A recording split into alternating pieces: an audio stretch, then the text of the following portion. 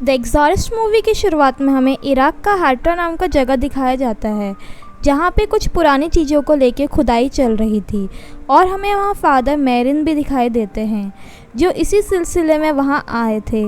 और father marine को खुदाई के समय एक ताबूत मिलता है जो एक पेज़ाज़ू डेमन का था। वो डेमन बहुत ख़तरनाक था।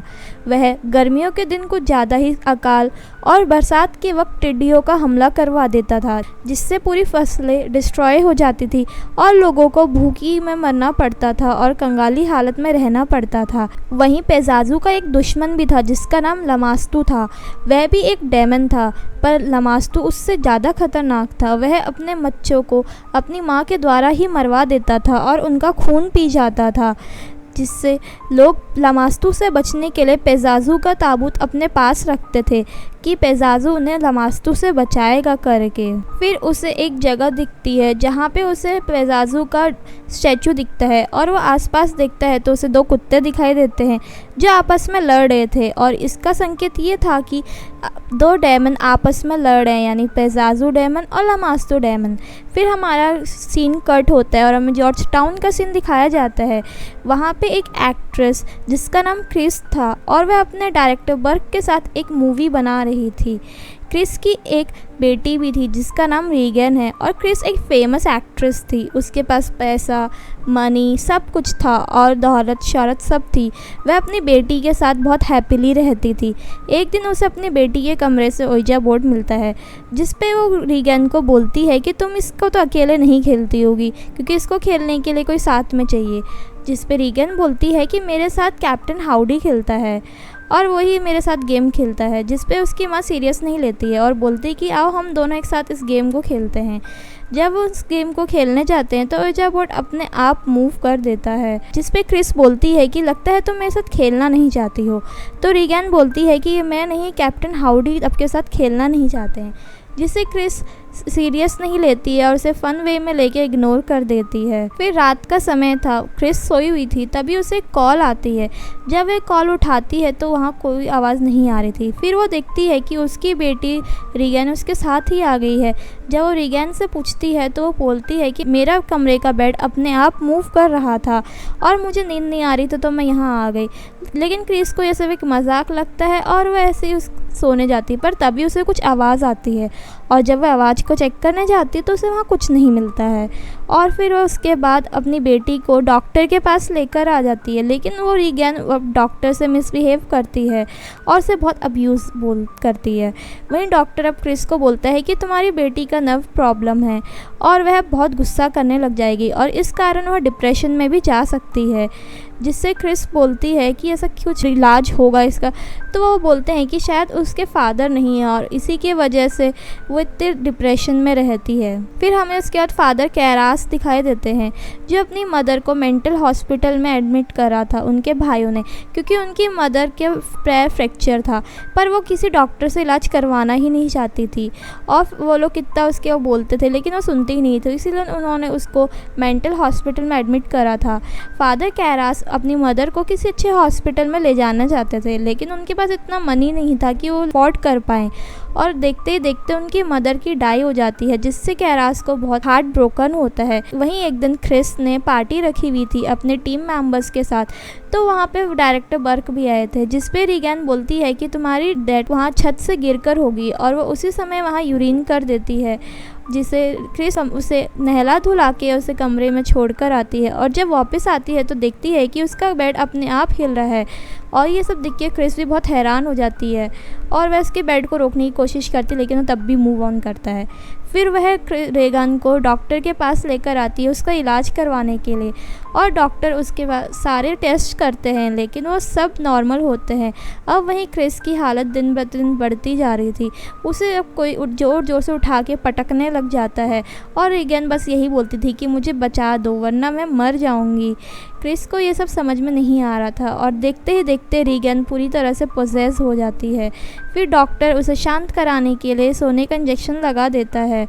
जब क्रिस वापस आती है तो उसको पता चलता है कि डायरेक्टर बर्क की डेथ हो गई है और उस वो वैसी ही डेथ हुई थी जैसे रीगन ने बोली थी। और जब वो वापस आती है तो देखती है कि रीगन उल्टी सीढ़ियों से चलते हुए आ रही थी और उसके मुंह से काफ़ी खून निकल रहा था, जिससे क्रिस बहुत ज़्यादा डर जाती है और वो नए डॉक्टर को बुलाती है ताकि वो सब कुछ सही कर सकते। वहीं अब उसका हर तरीके से इलाज चल रहा था, लेकिन सब कुछ उसकी टेस्ट रिपोर्ट नेगेटिव ही आ रही थी, सब सही हो रहा था।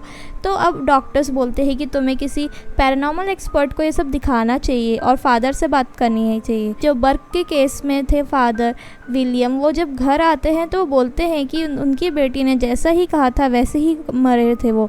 उनके मरते हुए उनका नेक बैक की तरफ था और ऐसा लग रहा था जैसे उसे किसी डेमन ने मारा हो।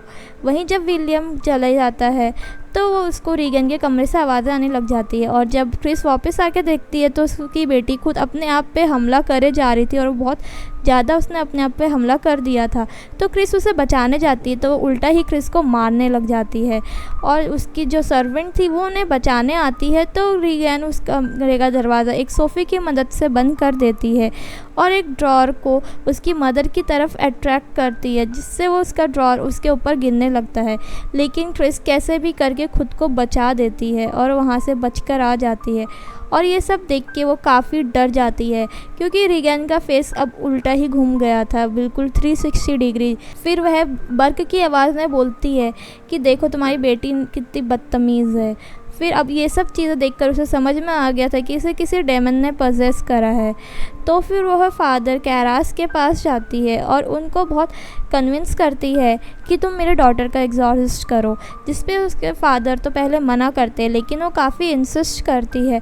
तो वो मान जाते हैं और वह बोलते हैं कि पहले मैं खुद देखूँगा कि वो कौन है। जब वो फादर कैरास उसके पास आते हैं तो डेमन उसकी मदर का जिम्मेवार बताते हैं कि मैंने ही उसको मारा है, जिससे कैरास को पता चल जाता है कि रीगन को तो ये सब पता नहीं था। तो इसका मतलब ये डेमन नहीं उसको पजेस करा हुआ है और उसकी माँ बिल्कुल सही कर रही थी। पर लेकिन एग्जॉर्सिज्म के लिए पहले चर्च से परमिशन लेनी पड़ती है और इसके लिए वो प्रूफ इकट्ठे करता है और रीगन की बॉडी में हेल्प मी भी लिखा हुआ था। वहीं फादर अब चर्च को प्रूफ देते हैं कि रीगन को बर्क की डेथ के बारे में पता था और मेरी मदर की डेथ के बारे में। और वह जब उसकी ऑडियो को प्ले करते हैं तो उन्हें फादर मैरिन की आवाज़ आती है। फिर ये सब वो चर्च को दिखाते हैं प्रूफ, जिस पे चर्च के फादर कहते हैं कि तुम इसे अकेले नहीं कर सकते हो, तुम्हारे साथ किसी एक्सपीरियंस फादर के लिए हेल्प चाहिए होगी। तो फादर मैरिन को ही उसके साथ भेज देते हैं उसका एग्जॉर्सिज्म करने। फिर वहाँ उस दिन फादर कैरास और फादर मैरिन आ जाते हैं और जब वो आते हैं तो उन्हें रीगन के कमरे से बहुत चिल्लाने की आवाज़ आती है। तो फिर वो कहते हैं कि इसका एग्जॉर्सिज्म अभी ही शुरू करना होगा। और जब वे उसका एग्जॉर्सिज्म शुरू करने लग जाते हैं तो बहुत सारी चीज़ें होने लग जाती हैं, जैसे उसका बेड अपने आप उठने लग जाता है। वो बहुत कोशिश करता है डेमन कि एग्जॉर्सिज्म रुक जाए, लेकिन वो फिर भी कंटिन्यू करते हैं। वो वहाँ पे सारी चीज़ों की तहस नहस कर देता है और रीगन के हाथों से उसका बैंडेज हटा के उसे हवा में उड़ाने की कोशिश करता है, लेकिन फादर कैसे भी करके उसे कंट्रोल कर लेते हैं। और उसे देखते देखते वहाँ उसके पीछे डेमन पेजाजू का साया दिखाई देता है और वह डेमन पेजाजू कैरास को बोलता है कि तुम्हारी मदर को मैंने ही मारा है और तुम्हारी मदर की डेथ मेरी वजह से हुई, जिससे कैरास को और ज़्यादा गुस्सा आता है और वह खुद पे कंट्रोल नहीं कर पाता। तो फादर मैरिन बोलते हैं कि तुम बाहर चले जाओ, अब मैं खुद अकेले ही इनका एग्जॉर्सिज्म करूँगा। और जब काफ़ी देर हो जाती है तो फादर कैरास जब वापस आते हो काफ़ी हैरान हो जाते हैं क्योंकि फादर मैरिन तो मर चुके हैं, जिससे अब फादर कैरास को और गुस्सा आता है और वह डेमन को जाके बोलते हैं कि अगर तुम पे हिम्मत है तो इस रीगन की बॉडी से निकलकर मेरे बॉडी पे आओ। और वह डेमन को उकसाने लग जाते हैं, जिससे डेमन उसी समय उसकी बॉडी से निकल के फादर की बॉडी में आ जाता है। वहीं रीगन अब सही हो जाती है पर वो डेमन अब फादर की बॉडी में आ जाता है।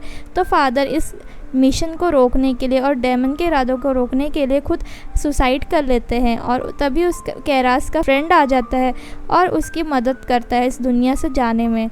वहीं अब रीगन सब कुछ भूल चुकी थी और वह एकदम सही हो गई थी। फिर वहीं उसकी मदर क्रिस और रीगन अब उस जगह को छोड़कर हमेशा के लिए वहाँ से चले जाते हैं। तो गाइज़, अगर आपको मेरी मूवी समरी अच्छी लगी please do like share and subscribe. Thank you.